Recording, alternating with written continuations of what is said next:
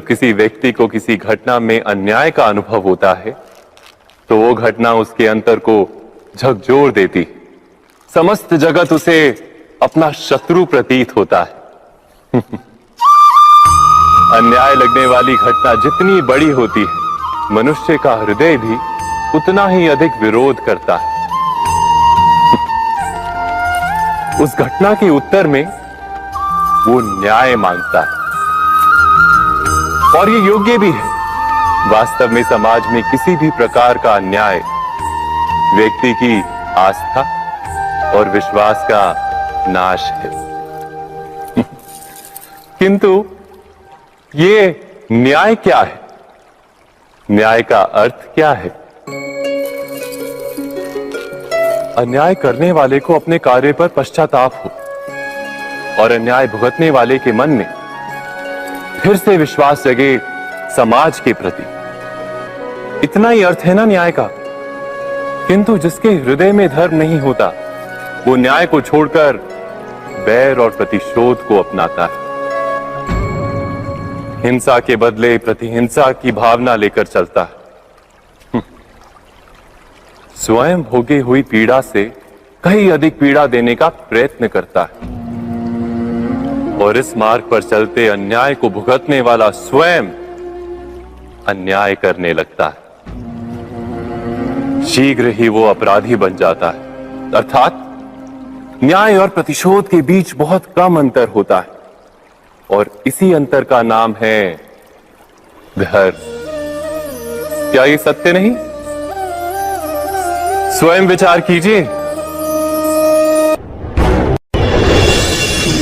दो व्यक्ति जब निकट आते हैं तो एक दूसरे के लिए सीमाएं और मर्यादाएं निर्मित करने का प्रयत्न अवश्य करते हैं। हम यदि सारे संबंधों पर विचार करें तो देखेंगे कि इन सारे संबंधों का आधार यही सीमाएं हैं जो हम दूसरों के लिए निर्मित करते हैं।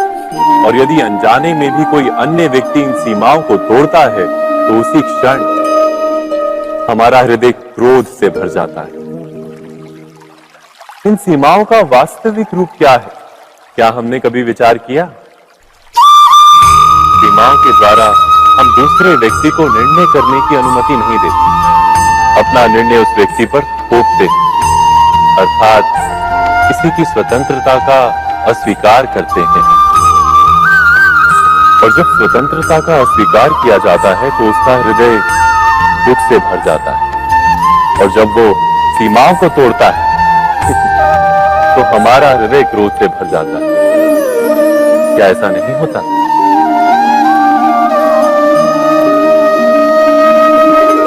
पर यदि एक दूसरे की स्वतंत्रता का सम्मान किया जाए तो किसी मर्यादाओं या सीमाओं की आवश्यकता ही नहीं होती। अर्थात जिस प्रकार स्वीकार किसी संबंध का देह है, क्या वैसे ही स्वतंत्रता किसी संबंध की आत्मा नहीं? स्वयं विचार कीजिए।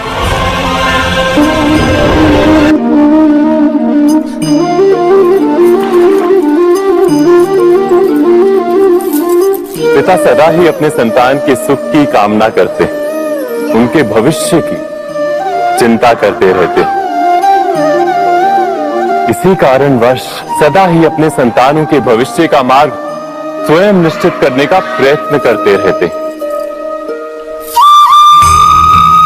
जिस मार्ग पर पिता स्वयं चला है, जिस मार्ग के कंकर पत्थर को स्वयं देखा है, मार्ग की छाया, मार्ग की धूप को स्वयं जाना है, उसी मार्ग पर उसका पुत्र भी चले, यही इच्छा रहती है हर पिता की। निसंदेह उत्तम भावना है ये। किंतु 3 प्रश्नों के ऊपर विचार करना हम भूल ही जाते हैं। कौन से प्रश्न? प्रथम प्रश्न, क्या समय के साथ प्रत्येक मार्ग बदल नहीं जाते? क्या समय सदा ही नई चुनौतियों को लेकर नहीं आता?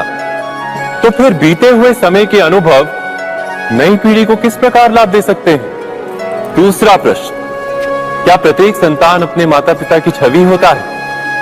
हाँ, संतानों को संस्कार तो अवश्य माता पिता देते हैं, किंतु भीतर की क्षमता भीतर की क्षमता तो ईश्वर देते हैं। तो जिस मार्ग पर पिता को सफलता मिली है, विश्वास है कि उसी मार्ग पर उसकी संतानों को भी सफलता और सुख प्राप्त होगा। तीसरा प्रश्न, क्या जीवन के संघर्ष और चुनौतियां लाभकारी नहीं होती? क्या प्रत्येक नया प्रश्न एक नए उत्तर का द्वार नहीं खोलता? तो फिर संतानों को नए नए प्रश्नों, संघर्षों और चुनौतियों से दूर रखना, ये उनके लिए लाभ करना कहलाएगा या हानि पहुंचाना? अर्थात जिस प्रकार संतान के भविष्य का निर्माण करने के बदले उसके चरित्र का निर्माण करना श्रेष्ठ है, वैसे संतानों के जीवन का मार्ग निश्चित करने के बदले उन्हें नए संघर्षों के साथ जूझने के लिए मनोबल व ज्ञान देना अधिक लाभदायक नहीं होगा? स्वयं विचार कीजिए। सबके जीवन में ऐसा प्रसंग अवश्य आता है कि सत्य कहने का निश्चय होता है हृदय में, किंतु मुख से सत्य निकल नहीं पाता। कोई भय मन को घेर लेता है। किसी घटना अथवा प्रसंग के बारे में बात करना या फिर स्वयं से कोई भूल हो जाए उसके बारे में कुछ बोलना, क्या ये सत्य है? नहीं, ये तो केवल तथ्य है। अर्थात जैसा हुआ था वैसा केवल बोल देना सामान्य सी बात है। किंतु कभी कभी उस तथ्य को बोलते हुए भी भय लगता है। कदाचित किसी दूसरे की भावनाओं का विचार आता है मन, दूसरे को दुख होगा, ये भय भी शब्दों को रोकता है। तो ये सत्य क्या है? क्या हमने कभी विचार किया है? जब भय रहते हुए भी कोई तथ्य बोलता है तो वो सत्य कहलाता है।